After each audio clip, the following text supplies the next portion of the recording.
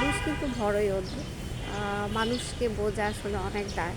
কখনো আসলে মানুষের সঙ্গে আপনি যুগের পর যুগ থাকার পরও মানুষটাকে চিনতে পারেন না।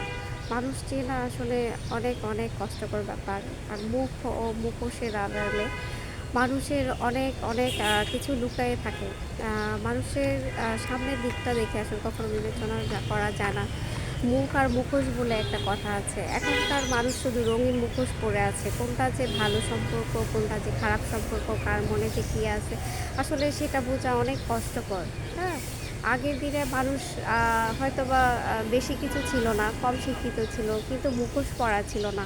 যা বলতো সরাসরি বলে ফেলতো, যা করতো সরাসরি করতো, কোনো লুকার ছিল না। কিন্তু এখনকার সম্পর্কগুলো আসলে হচ্ছে ঠুনকো। এখনকার সম্পর্কগুলো হচ্ছে ঠুনকো। কখন যে কার মনে কি আছে কেউ বলতে পারে না। একমাত্র যার সঙ্গে ঘটে সেই উপলব্ধি করতে পারে। আসলে মানুষ ইচ্ছে করলে কি মানুষকে বুঝতে পারে না। সামনের মানুষটা আপনাকে যতটুকু দেখাবে আপনি মানুষটাকে ঠিক ততটুকুই চিনতে পারবেন। আপনি যতই গভীরে যান না কেন মানুষটাকে আসলে ভালোভাবে চেনা আসলে সম্ভব না। কেন সম্ভব না?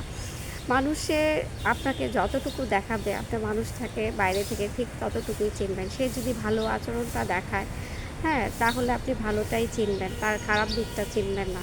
তো এত বেশি গভীরে গেলেও মানুষকে আসলে চেনা যায় না। কেন? মানুষের মুখোশ পরা। মুখোশ পরা।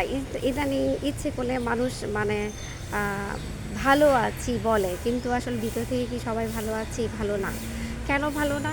কারণ সম্পর্কগুলো এমন হয়ে গেছে আ যে আসলে আ স্বার্থের কারণে সবাই সবার সাথে আরকি মিশি। হ্যাঁ? সবাই স্বার্থের কথা বুঝি। একটা যে ভালো সম্পর্ক, একটা যে ভালো বন্ধু থাকবে এই জিনিসটা চিন্তা করি না। সবকিছুর আড়ালে খুঁজি একটা স্বার্থ। আসলে স্বার্থ দিয়ে কখনো কোনো ভালো সম্পর্ক হয় না। ভালো সম্পর্ক হতে হলে নিঃস্বার্থ থাকতে হয়। কিন্তু আমাদের এখনকার মানুষগুলো নিঃস্বার্থ কি? না, কখনোই নিঃস্বার্থ না। কেননা মানুষ স্বার্থের ঊর্ধ্বে না। হ্যাঁ?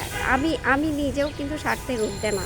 তো সবাই স্বার্থ খুঁজি, সবাই যখন স্বার্থ খুঁজি তখন আসলে সম্পর্কগুলো ঠুনকো হয়ে যায়। স্বার্থ না পেলেই সম্পর্কগুলো আমরা মূল্যায়ন করি না। কেন করি না? কারণ হচ্ছে আমরা স্বার্থ খুঁজে পাই না। যদি নিঃস্বার্থ থাকতো সবকিছুতে, যেমন বাবা-মার ভালোবাসা কিন্তু নিঃস্বার্থ। হ্যাঁ, সন্তান খারাপ আচরণ করলেও কিন্তু সন্তানকে ছেড়ে যেতে পারে না। কিন্তু একটা ভালো সম্পর্ক যদি তার স্বার্থ যদি না থাকে, বন্ধুত্ব সম্পর্কটাও নষ্ট হয়ে যায়। কারণ সব ক্ষেত্রে আমরা স্বার্থ খুঁজি। হ্যাঁ? স্বার্থ ছাড়া আসলে কোনো সম্পর্কই এখন নাই। সবাই আসলে মুখোশ পরা বলি। আসলে সবাই মুখোশ পরা বলি, আমরা নিজেই তো নিজেকে প্রশ্ন করতে পারি। আসলে আমি কি মুখোশ ছাড়া, আমি কি মুখোশহীন? না, আসলে সবাই একটা মুখোশের আড়ালে একটা সম্পর্ক। তারপরও আমাদের বেঁচে থাকতে হয় কাউকে না কাউকে আঁকড়ে ধরে সেই মানুষটার প্রতি নিঃস্বার্থ হতে হয়। চেষ্টা করব সব মানুষের প্রতি স্বার্থ না দেখাতে। কিছু, কিছু সম্পর্ক নিঃস্বার্থভাবে দেখলে দেখবেন সম্পর্কগুলো অনেক সুন্দর হয়। অনেক বড়, বড় কথা বলে ফেললাম। তারপরেও একটু চেষ্টা করবেন। নিঃস্বার্থ ভালোবাসা আসলে সেখানে কোনো স্বার্থই থাকে না। সেখানে দেখবেন যে একটা ভালো একটা সম্পর্ক তৈরি হচ্ছে। হ্যাঁ, স্বার্থ ছাড়া ভালোবাসা কিন্তু অনেক সুন্দর হয়। চেষ্টা করবেন সবাই।